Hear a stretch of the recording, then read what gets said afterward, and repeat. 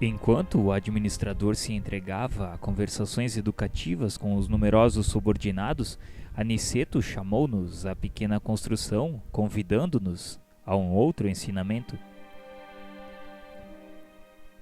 Nosso instrutor abriu uma porta e vimos um louco que parecia fundamente irritado.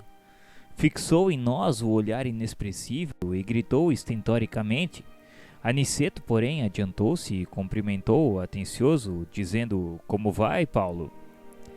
As palavras, ao que senti, emitiram certo fluxo magnético, e o enfermo revelou profunda modificação. Aquietou-se de súbito, sentou-se mais calmo, embora trêmulo e espantadiço. Aniceto, com a bondade de um pai, tocando-lhe o seu ombro, perguntou: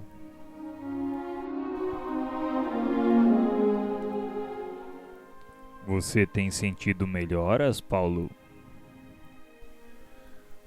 Ao contato pessoal de Aniceto, o doente mostrou algum raciocínio e respondeu: Vou melhorando, graças.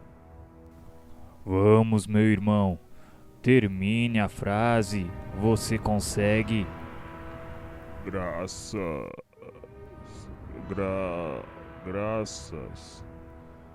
Graças a Deus. Graças a Deus.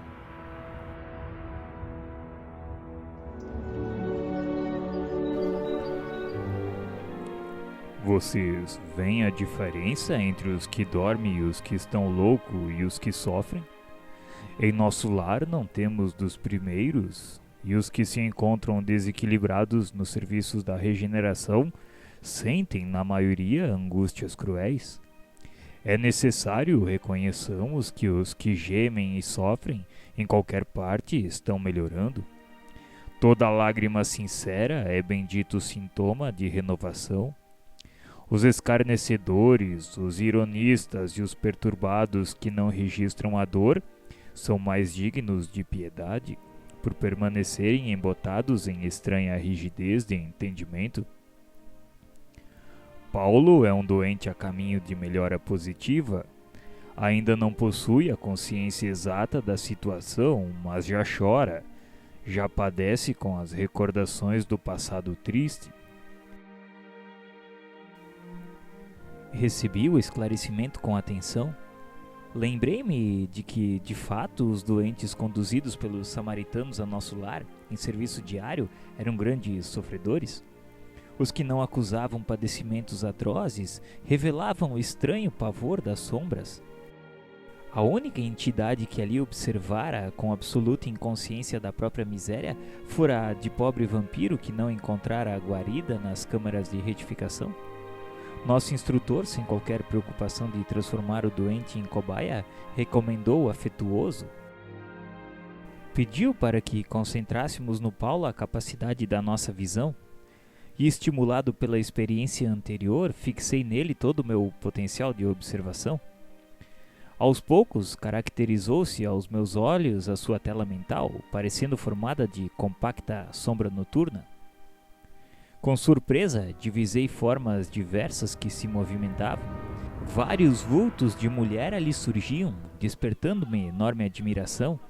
Entre eles, reparei o de Ismalha, como que doente, enfraquecida, ansiosa. Alguns homens passavam igualmente, mostrando desesperação, e notei nessas imagens o próprio Alfredo a evidenciar cansaço e extrema velhice prematura. Vozes misteriosas se faziam ouvir. Sobre Paulo choviam maldições e blasfêmias. As mulheres pareciam acusá-lo clamorosamente. Os homens davam ideia de perseguidores ferozes, ocultos no mundo interior daquele enfermo estranho. Observando, porém, que os vultos de Ismalha e Alfredo se movimentavam naquele painel escuro, não pude sofrear a curiosidade e interrompi o minucioso exame, voltando a conversar com o nosso orientador, perguntando como explicar aquele fenômeno. Eu estava assombrado. Mas antes, porém, que eu pudesse expressar maiormente o espanto que me dominava, Aniceto ajuntou, dizendo que já sabia. Admirava-se da presença de Ismalha e do seu marido nas reminiscências do enfermo. E ante a minha perplexidade, continuou: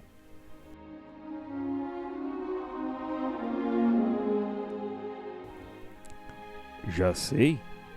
Admira-se da presença de Ismalha e do seu marido nas reminiscências do enfermo.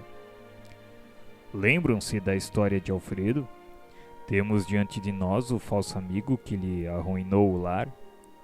Paulo, contudo, não somente cometeu a ingratidão, como envenenou o espírito de outras senhoras, traiu outros amigos e destruiu a alegria e a paz de outros santuários domésticos. Observando Ismalha aflita e Alfredo desesperado nas recordações dele, vemos as imagens criadas pelo próprio caluniador para seus próprios olhos. Nossos amigos deste posto evolutiram, transpuseram a fronteira da mágoa, escaparam aos monstros do ódio, vestem-se hoje de luz. No entanto, Paulo os vê como imagina, para escarmento de suas culpas. O criminoso nunca consegue fugir da verdadeira justiça universal, porque carrega o crime cometido em qualquer parte.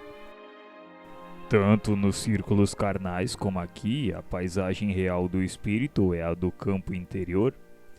Viveremos de fato com as criações mais íntimas de nossa alma. Para melhor elucidação, recordemos a crucificação do Mestre Divino. Sabemos que Jesus penetrou na glória sublime logo após a suprema dor no Calvário.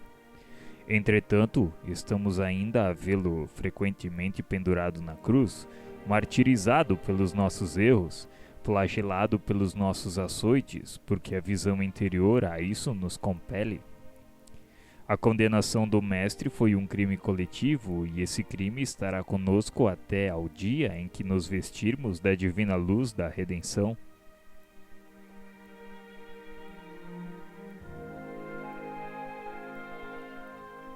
O esclarecimento não poderia ser mais lúcido? Sentia-me diante de nobre revelação? O dever possui as bênçãos da confiança, mas a dívida tem os fantasmas da cobrança. Mas, Sr. Aniceto, Paulo veio ter casualmente a este posto? Não, André. Foi trazido pelo próprio Alfredo, que se sentiu necessitado de disciplinar o próprio coração. Nosso amigo que hoje dirige esta casa de amor desprendeu-se do mundo sob intensa vibração de ódio e desesperação. Sofreu muitíssimo nos primeiros tempos, embora nunca fosse abandonado pela dedicação da abnegada companheira. Alfredo, todavia, não pôde ver Ismalha enquanto não se desvencilhou das baixas manifestações do rancor.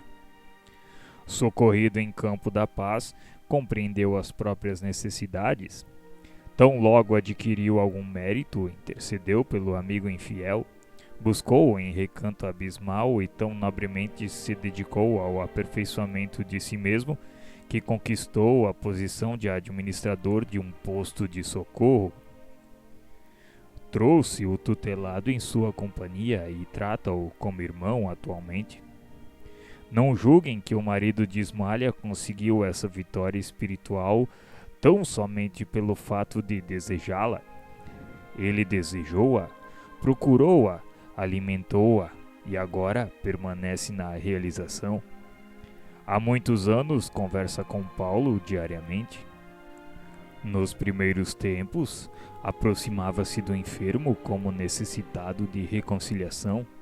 Depois, como uma pessoa caridosa, mais tarde adquiriu entendimento, comparando situações. Em seguida, sentiu piedade. Logo após, experimentou simpatia e presentemente conquistou a verdadeira fraternidade, o amor sublime de irmão pelo ex-inimigo. Como vem, o ensinamento de Jesus quanto ao bater e abrir-vos-á é muito extenso. No plano da carne, insistimos à porta das coisas exteriores, procurando facilidades e vantagens. Mas aqui temos de bater a porta de nós mesmos para encontrar a virtude e a verdadeira iluminação. Mas Paulo, todavia, permanecerá aqui indefinidamente? Ele voltará em breve à terra, Vicente.